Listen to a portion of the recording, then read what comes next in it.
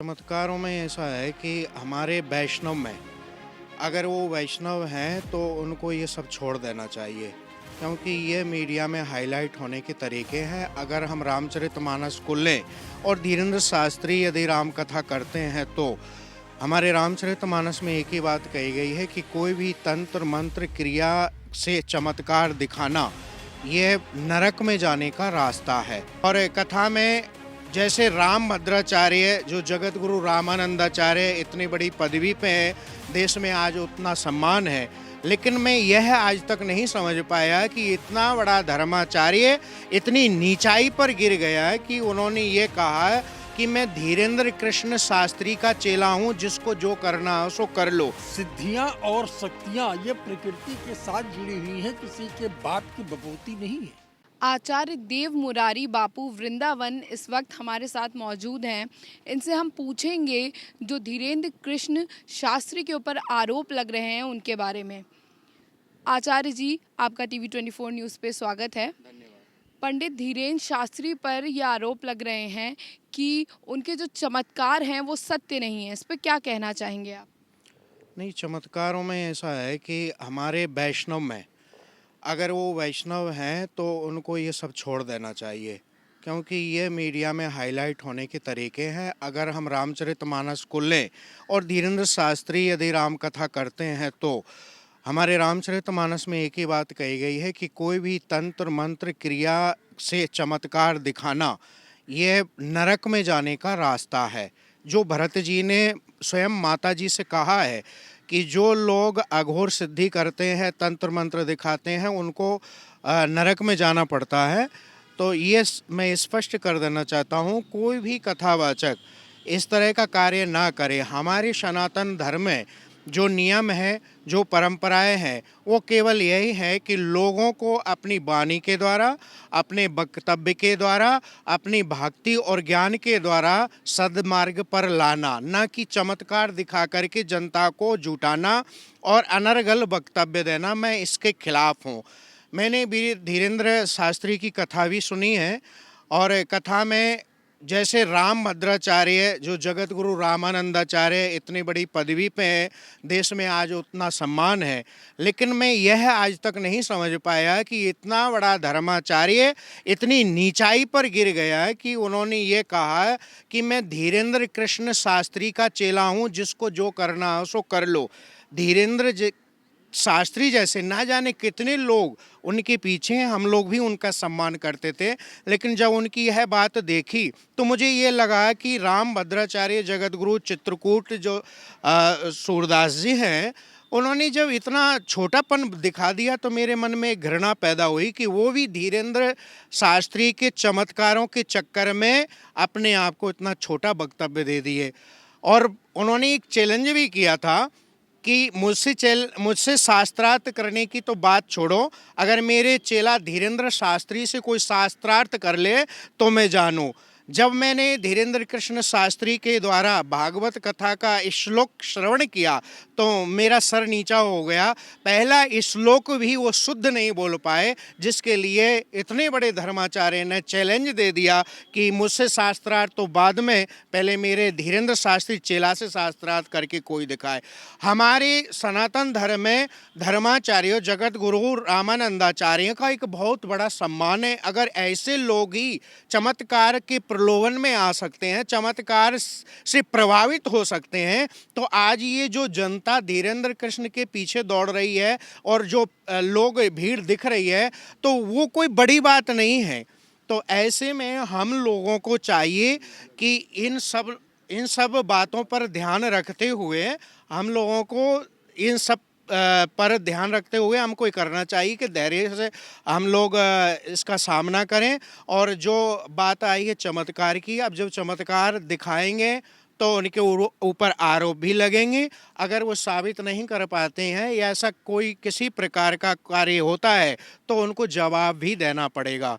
तो हम लोगों का ये कहना है कि किसी भी प्रकार का कोई भी धर्माचार्य हो, इस प्रकार के चमत्कारों से दूर रहें और जनता को धार्मिकता से, ज्ञान और भक्ति वैराग्य के द्वारा सद्मार्ग पे, सनातन धर्म से जोड़ें तो बहुत उचित होगा। उनके दरबार में जो भी भक्त आते हैं वो उनको देखकर ही उनकी समस्याएं समझ जाते हैं, पर्चे पर उनकी समस्याएं लिखकर बता देते हैं। इस पर क्या कहना चाहेंगे? हमारे सामने अभी ये घटना नहीं घटी है और उसका भी एक रहस्य है जो हमने जाना है। धीरेंद्र शास्त्री कितना भी चमत्कार कर लें, कुछ भी कर लें, लोगों की बातें बता दें, उनके घर परिवार का नाम बता दें, धीरेंद्र शास्त्री आज 1 डेढ़ वर्ष से ही ये कर रहे हैं। इससे 10-15 वर्ष पहले हम ऐसे लोगों से मिल चुके हैं जो एक पिशाच सिद्धि जो कही जाती है, पिशाच सिद्धि के माध्यम से आने वाले व्यक्ति का पूरा भविष्य जो एक कर्ण पिशाची का ही कान में सब बोल दिया जाता है। दूसरा जो लेटर पैड है, लेटर पैड को वो एक तरफ रख दें, उसके बाद बताएं तो भी बहुत सारा अंतर पड़ेगा, क्योंकि जो लेटर पैड है तो सामने का जो व्यक्ति आने वाला है, क्या पूछने वाला, क्या सारी बातें उसमें लिखी हो जाती हैं। तो लेटर पैड का भी चमत्कार, ये सब चमत्कार सिद्धि तंत्र विद्या के द्वारा किया जा रहा है। मैं इसके खिलाफ। उनको पिछले 1 साल में ही इतनी प्रसिद्धि हासिल हो गई है, इस पर क्या कहना चाहिए? प्रसिद्धि तो ऐसा है, जनता कराती है और कहा गया है कि जनता चाहे वो समझ पाए या ना समझ पाए, जनता जिसके पीछे दौड़ने लगती है, मीडिया और लोग उसी को हाईलाइट कर देते हैं। तो आज जो 2 साल से वो दिखा रहे हैं, लोगों के बारे में बताते हैं, तो जनता उनके ऊपर आकर्षण हो रही है। मीडिया और सोशल मीडिया पे भी लोग उनको सोशल मीडिया पे हाईलाइट कर रहे हैं। ये हाईलाइट होने का तरीका है, उनको मिल रहा है, उसका फ़ायदा मिल रहा है। ये जनता को कितना लाभ मिल रहा है ये तो जनता समझ सकती है। अब जब हमारा सामना होगा तो दूध का दूध और पानी का पानी होगा। हम उनके किसी चमत्कार से प्रभावित नहीं हैं और ना किसी उनके दरबार में आज तक गए। जो लोग जाते हैं उनके मन में क्या भावना है, क्या समझ कर जाते हैं, अपने आप को छोटा समझ के जाते हैं या चमत्कार देखने के लिए जाते हैं, वो उनकी समस्या। हम आज तक नहीं गए। कई नेता भी इनका समर्थन कर रहे हैं और कह रहे हैं कि उन पर लगाए गए आरोप सरासर गलत हैं। इस पर क्या कहना चाहिए? जो हमें जानकारी हुई है, महाराष्ट्र में जिस कथा का जिक्र है उसमें 2 दिन पहले वो आ गए हैं और उसके बाद वहाँ पर जो श्याम मानव जी हैं उन्होंने उनके ऊपर आरोप लगाए और धीरेंद्र कृष्ण शास्त्री ने इसका जवाब दिया कि मेरे आने के बाद ये सब आरोप लगे। लेकिन इतना मुझे जानकारी है, जो न्यूज़पेपर में मैंने पढ़ा, धीरेंद्र कृष्ण शास्त्री पर एफआईआर की गई है। इसका जवाब उन्होंने मध्य प्रदेश में आकर दिया कि हमें जानकारी नहीं थी, हमारी कथा पहले से ही 2 दिन कम थी। तो इसका जवाब उन्होंने दिया, लेकिन स्पष्टीकरण अभी नहीं हुआ है। आरोप लगा है तो ये जांच का विषय बनता है, जांच होनी चाहिए। अगर सही है तो जो आरोपी है, जो गलत पाया जाएगा, उसके खिलाफ कार्रवाई भी होनी चाहिए। समर्थन की बात जनता जिधर होती है नेता उधर होते हैं, नेता किसी के नहीं होते, वो जनता जहाँ देखते हैं उसी के पीछे दौड़ने लगते हैं। ये नेताओं का हाल है। रामपुर में अपने दरबार में उन्होंने अपने चमत्कारों का प्रत्यक्ष प्रमाण दिया है, इस पर क्या कहना चाहेंगे? जो वही गए हैं वो जाने, लेकिन हमने फिर मैं वही बात बोलूँगा, हमारे सामने अभी उन्होंने ऐसा कोई चमत्कार नहीं किया है और जिस दिन हम देख लेंगे तो हम उसके बारे में साफ साफ बताएंगे कि हकीकत है क्या। जो आप लोगों के माध्यम से हमको जानकारी मिली है वो अभी भ्रम की स्थिति में, हमने स्वयं नहीं देखा है। हमारे साथ मौजूद हैं परम सिद्ध तंत्र योगी श्री योगेश्वर सरकार। आइए इनसे जानते हैं कि धीरेंद्र कृष्ण शास्त्री पर जो आरोप लगे हैं वो कहाँ तक सही हैं और कहाँ तक गलत हैं। आपकी क्या राय है कि पंडित धीरेंद्र शास्त्री पर जो आरोप लगे हैं वो सही हैं कि गलत हैं? ओम माँ पीताम्बराय नमः, माँ कामाख्याय नमः। धर्म की जय हो, भारत माता की जय हो। हम जिस भारत भूमि में रहते हैं यहाँ कुछ भी असंभव नहीं है। ये योगियों की भूमि है, ये संतों की भूमि है। और जब संतता बढ़ती है, योग की शक्तियाँ बढ़ती हैं और कलयुग अपने चरम पर होता है, तो एक दूसरे पर आरोप और प्रत्यारोप लगाने के लिए तमाम लोग निकलते चले जाते हैं मेढकों की तरीके से। और सिद्धियां और शक्तियां ये प्रकृति के साथ जुड़ी हुई हैं, किसी के बाप की बपौती नहीं है। ये किसी भी व्यक्ति को प्राप्त हो सकती है जो तंत्र की साधना में है, जो योग की साधना में है, जो ध्यान की साधना में है, जो ज्ञान की साधना में है, उसको कोई भी शक्ति प्राप्त हो सकती है। कोई उसे रोक सकता है? नहीं रोक सकता है। तो धीरेंद्र कृष्ण ब्रह्मचारी भी हम उसकी आलोचना सुनते हैं, तमाम लोग उसकी आलोचना कर रहे हैं, लेकिन ये नहीं देख रहे हैं कि लाखों लोग एकदम भेड़ बकरियों की तरीके से उसके पीछे पीछे दौड़ रहे हैं, बिना आकर्षण के चल रहे हैं। स्वामी विवेकानंद के पीछे लाखों लोग चलते थे, रामकृष्ण परमहंस के पीछे लाखों लोग चलते थे। तो धीरेन्द्र कृष्ण शास्त्री के साथ अगर आज लाखों लोग चल रहे हैं, उसकी जय जयकार कर रहे हैं, ठीक है उसने इस साल इस जन्म में अपने साधना नहीं की होगी, सिद्धियां नहीं प्राप्त की होंगी, लेकिन उसके पूर्व जन्म की साधना है। वो देव मानव की तरीके से इस लोक में आया है। क्या हम और आप नहीं चाहते हैं कि हमारी प्रतिष्ठा और सम्मान बढ़े? चाहते हैं? नहीं चाहते? चाहते हैं। होता है? नहीं होता है। लेकिन जिसको प्रकृति देती है, परमात्मा देता है, तो विरोधी तो उसके पास बढ़ते चले जाते हैं। धीरेन्द्र कृष्ण शास्त्री जैसा भी है, इस अद्वितीय व्यक्ति है वो, और साधु और संतों के प्रतिष्ठा और सम्मान को बढ़ाया है। ये तंत्र की विधा होती है। तंत्र की विधा का तात्पर्य ये होता है कि तंत्र एक व्यवस्था है, और जब आध्यात्मिक व्यवस्थाएं चरमराने लगती हैं और लोगों का विश्वास जब उससे टूटने लगता है, खत्म होने लगता है, तब ऐसा कोई अद्वितीय पुरुष उत्पन्न होता है और वो लोगों को विश्वास दिलाता है, भरोसा दिलाता है कि नहीं देखिए, चमत्कारिक शक्तियाँ ये नहीं हैं, ये परमात्मा की दिव्य शक्तियाँ हैं और ये सभी के साथ जुड़ी हैं, और किसी के पास से भी इनका प्रस्फुटन हो सकता है, किसी के पास से भी वो अपने आप अद्वितीय हो सकता है। तो धीरेन्द्र कृष्ण शास्त्री हमारे सनातन का प्रचार कर रहा है, हमारे हिंदुत्व का प्रचार कर रहा है, हिंदुस्तान के योगियों का प्रचार कर रहा है। ऐसी स्थिति में तो उसके तमाम विरोधी अपने आप पैदा हो जाएंगे। जब राम जैसे व्यक्तित्व का विरोधी रावण हो गया, कृष्ण जैसे व्यक्तित्व का विरोधी कंस हो गया, नहीं हो गया, हिरण्याकश्यप हमारे नारायण का विरोधी हिरण्याकश्यप हो गया, तो अगर ये सब चलेगा नहीं तो संसार का मतलब क्या रह जाएगा? अगर हम जिस संसार में चल रहे हैं, यहाँ तो घटना दुर्घटना ये सब प्रकृति का नियम है, और एक दूसरे के ऊपर ब्लेम लगा देना ये तो प्रकृति का हर इंसान का स्वभाव है। अपने आप को हर व्यक्ति सुपर साबित करना चाहता है। आज धीरेन्द्र कृष्ण शास्त्री के ऊपर दिव्य परमात्मा की कृपा है। हनुमान जी जिस भी ब्रह्म के रूप में उसका साथ दे रहे हैं, उसकी तकदीर बुलंदियों पर है, उसके हाथों में जस है। वो कोई लोगों को बेवकूफ़ बना नहीं रहा है, बरगला नहीं रहा है, कुछ नहीं कर रहा है, ना किसी को छू रहा है, पूजा पाठ ध्यान योग कर रहा है, सनातन का प्रचार कर रहा है। वो क्या गुनाह कर रहा है, क्या गलत कर रहा है बताइए? नहीं कर रहा है। तो हम उसको सपोर्ट करते हैं, लेकिन भाषाओं पर नियंत्रण रखना चाहिए।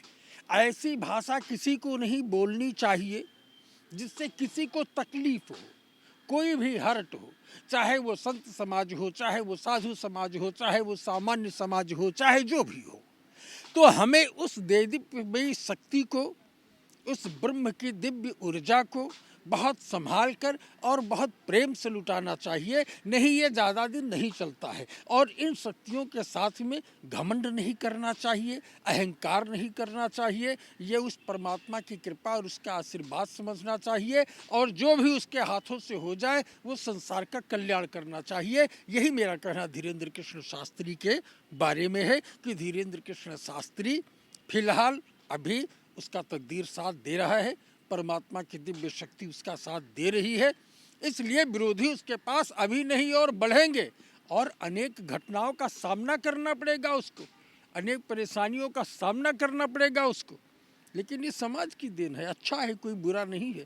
जो संघर्ष करता है नाम वही कमाता है, और वो संघर्ष कर रहा है, और वो लोगों को बरगला नहीं रहा है, लोगों को बेवकूफ़ नहीं बना रहा है, क्योंकि ये हमारे सनातन परंपरा की धरोहर है।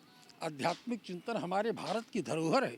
आध्यात्मिक चिंतन हमारे हिमालय के अंदर के कंदराओं से निकले हुई ज्ञान की गंगा है, और ये चमत्कार तो परमात्मा अपने आप करता रहता है। किसी के बस में ही कोई चमत्कार कर सकता है? नहीं कर सकता है। चमत्कार अपने आप हो जाता है, ये लाइन ऐसी है, चमत्कार अपने आप हो जाता है।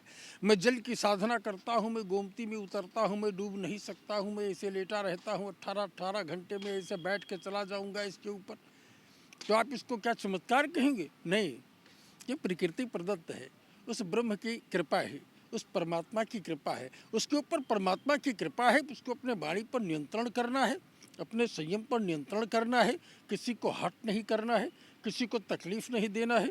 अध्यात्म ये नहीं कहता है, और उससे जितना हो सके वो समाज का कल्याण करे, और अच्छे सनातनियों का और शुद्ध सनातनियों का, आध्यात्मिक सनातनियों का आशीर्वाद उसके साथ है, हाथ उसके साथ है, और मानवता का साथ उसके साथ है। मानवता पर चलना चाहिए उसकी। बोलिए कामाख्या माई की जय। 21वीं सदी में जहाँ पर साइंस का युग है, तो क्या इस सदी में भी इस तरह की शक्तियाँ होती हैं? आप एक चीज़ बताइए, ये साइंस है क्या? विज्ञान किसे कहते हैं आप हमको बताइए। विज्ञान का तात्पर्य होता है किसी भी विधा का, किसी भी क्रिया का विशुद्ध ज्ञान प्राप्त करना विज्ञान होता है। और विज्ञान से बड़ा ब्रह्म ज्ञान है, और ब्रह्म ज्ञान का एक कण विज्ञान में है। आज आप जो माइक लगा करके बोल रहे हैं और कहते हैं विज्ञान बहुत एडवांस हो गया है, आपको पता है कि हमारे हिमालय के योगी एक कंदरा में बैठ करके और वो ब्रह्मांड से अपने संपर्क को साधते हैं, उन अदृश्य आत्माओं से अपने संपर्क को साधते हैं जिनका कोई अता पता नहीं है, जो हवाओं में मिश्रित हैं, जो जिनको अशरीरी लोक की आत्मा कही जाती है। हम उन ग्रहों को मानने वाले हैं, हम सूर्य और चंद्रमा को मानने वाले हैं। जिस विज्ञान की आप चर्चा कर रहे हैं वो विज्ञान ब्रह्म ज्ञान की देन है। जो वैज्ञानिक होता है, जो सोचता है, रिसर्च करता है, वो कहाँ से सोचता है, वो बुद्धि कहाँ से आती है, वो ज्ञान कहाँ से आता है, ये शरीर कहाँ से आता है। 21वीं युग हो चाहे 22वीं युग हो, चाहे जो भी युग हो, हर युग में अध्यात्म की ही देन है, अध्यात्म की ही देन है, जिससे विज्ञान हमारा फलता फूलता है। आज आप टेलीफोन की बात कर रहे हो, हमारे अध्यात्म का, हमारे शास्त्र में, हमारे भारत में इसका नाम टेलीपैथी है कि हम यहाँ से आंख बंद करते हैं तो अमेरिका से बात करते हैं, और इसमें तार नहीं है, ये भी वही वेव से पकड़ाता है। जिस टेलीफोन की आप बात करते हो, जिस टेलीविज़न की आप बात करते हो कि ये विज्ञान है, सामने दिखा रहा है विश्व को। हमारे महाभारत काल के अंदर संजय ने बैठ करके एक जगह पर अपने दिव्य दृष्टि से और संपूर्ण ब्रह्मांड का चित्रण करते हुए महाभारत में कुरुक्षेत्र के युद्ध के एक एक गणना का वर्णन किया। उन्होंने नहीं किया, उस समय कहाँ थी ये विज्ञान। और हमारे वाल्मीकि के बारे में लिखा है, वाल्मीकि विज्ञान विशारद, उनसे बड़ा कोई वैज्ञानिक हुआ ही नहीं है। कौन सा ऐसा वैज्ञानिक है जो इस तरीके से अध्यात्म और हमारे ब्रह्म ज्ञान को चैलेंज कर सकता है? है कोई इस ब्रह्मांड के अंदर? कोई नहीं है। 21वीं सदी नहीं, ये जितना ही बढ़ता जाएगा, जैसे विज्ञान बढ़ता जाएगा, विज्ञान और अध्यात्म मात्र इतना अंतर होता है कि गाय का दूध होता है अध्यात्म, और जब उसको मक्खन निकाल देते हैं वो होता है विज्ञान। यही ज्ञान और विज्ञान है। जो आज के वैज्ञानिक हैं वो पागलों की तरीके से साधना करके और साधना रत हो करके एक एक नया आविष्कार करते हैं। हमारे अध्यात्म में भी वो आविष्कार होता है, हमारे साधना में भी वो आविष्कार होता है, हमारे तंत्र में भी वो आविष्कार होता है, हमारे मंत्र में भी वो आविष्कार होता है। लेकिन तुम उस स्तर से करो तो, उस रूप से करो तो, यानी विज्ञान जो है वो हमारे ब्रह्म ज्ञान की देन है। आज वैज्ञानिक करते हैं, सिर्फ नाम सुनते हैं, इसके बारे में नहीं जानते हैं। इसलिए ये कोई भी सदी हो, ये परमात्मा का ब्रह्म ज्ञान अपने आप चलता है। हम आंख बंद करके जो चीज़ देख सकते हैं कोई वैज्ञानिक देख सकता है?